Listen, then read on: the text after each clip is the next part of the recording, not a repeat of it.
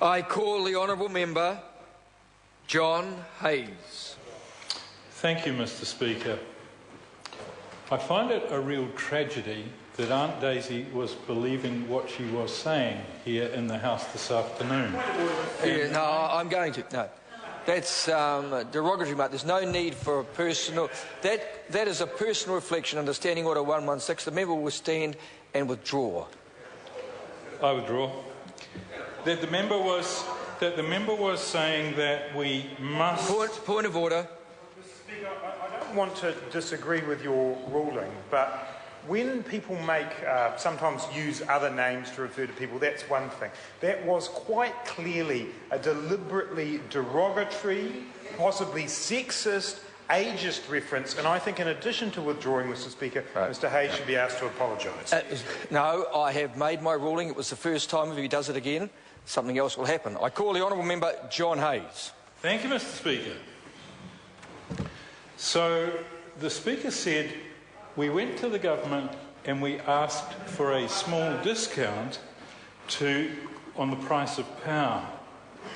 That small discount would have required an amount of $150 million to implement. Is $150 million a small amount? I think not. I think not, Mr. Speaker. The Speaker also suggested that we need to stimulate the economy. Well, that member's party leader was a colleague of one Robert Muldoon, who went down the road to stimulate the economy through a series of think big projects that actually didn't stimulate the economy at all.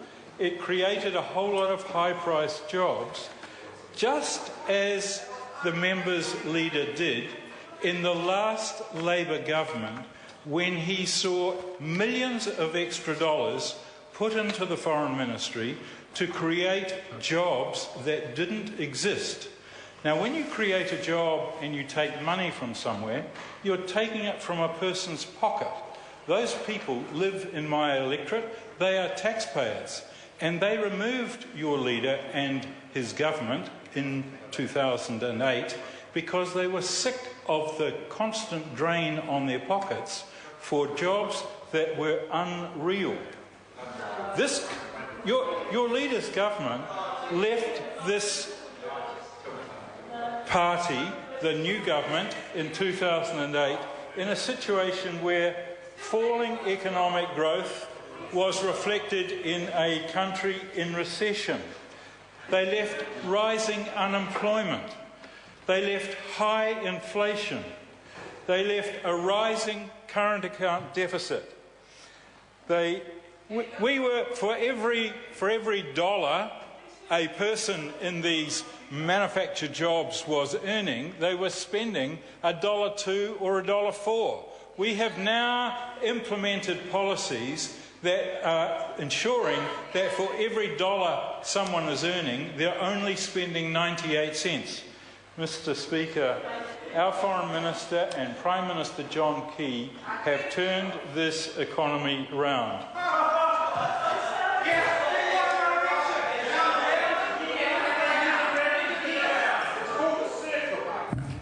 We are managing the government's finances responsibly.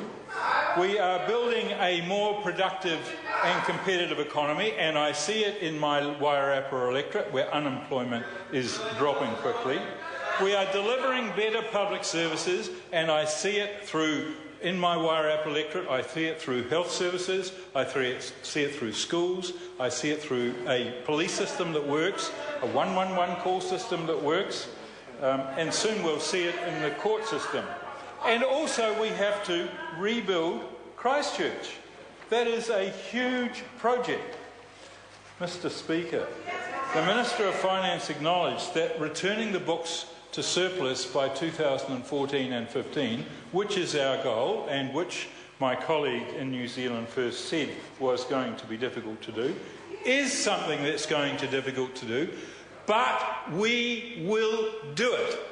And we will do it by putting a cap on the public service and stop the creation of jobs that we cannot afford.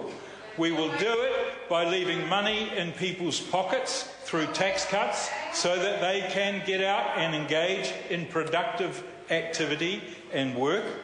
We will do it by moving resources from back offices across a range of agencies, whether it's health or education or the Foreign Ministry or science, and bringing them forward to the front office.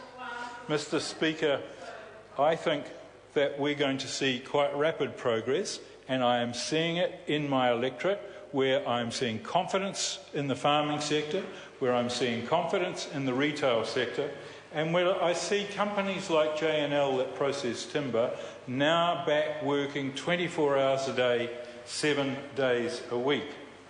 This is a very, very different economy to the one that we had. And while there has been some comment in the House this afternoon which has interested me on the question of selling partly the shares in some state-owned assets. Mr. Speaker, the biggest shock for me, and one of the most difficult things to cope with as a constituency member of Parliament, Mr. Speaker, was coping with people that had lost money in finance companies. And when I looked at what those people had done, they'd invested in finance companies because they didn't have a share market that could guarantee stable returns.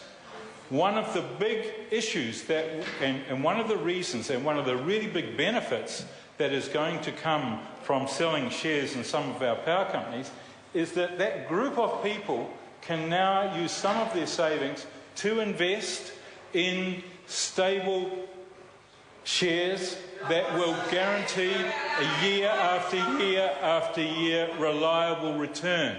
And we need depth in our share market, and the savers in this community are entitled to be able to buy shares that will offer a good and reliable return. I am absolutely confident that the budget's plan is going to be really worthwhile, and I support totally the Minister of Finance's plan not to spend any new money. It is most important that we contract the size of the government so that we allow people in the private sector to get engaged in real new investment, not Mickey Mouse investment. We get people involved in a government that allows people to make their own choices about whether they save, whether they buy shares, and how they create new opportunities. And I think that's really important. And I would just like, while I am on my feet, to express my disgust that our Foreign Ministry would leak cabinet papers to Mr. Goff, brought into the House this afternoon, and he brought them here, because it is quite clear to me, and to most people I speak to in the Foreign Ministry, that change is required in that institution. And certainly, and I'm pleased to see Mr. Robertson agreeing with me, and what really is objectionable is that the Foreign Ministry has moved itself into a situation where it was once one of our most highly respected public servants, and I, for one, was proud to be a part of it. But it has moved across a line into becoming an entity that is totally untrustworthy and will garner no respect anywhere in this House. Now, I support entirely the Foreign Secretary and I support the Foreign Minister in their plans, and their plans are being discussed. All staff are involved in their preparation, and I think it is highly, highly condemnatory that these documents should be being leaked, and I assume they're being leaked by people with particular vested interests that want to see no change to a dinosaur that has resisted change for 70 years since it was in existence. No, this entity needs change, and John Allen is a very good person to lead it, and we all need in this House is to support him, not to undermine him, because this undermining by Mr Goff is actually tackling the integrity of the whole public service. The whole public service, and I feel that Mr Goff and the Labor Party should be really thinking very carefully about what they're doing and what they're buying into. Finally, I would like to say, Mr Speaker, that I am seeing very, very great change in my electorate, a high degree of optimism and a very positive and buoyant view of the future. Thank you. Mr Speaker. I call the Honourable David Cunliffe. Mr Speaker, a little known fact is there's a secret club in Parliament shared by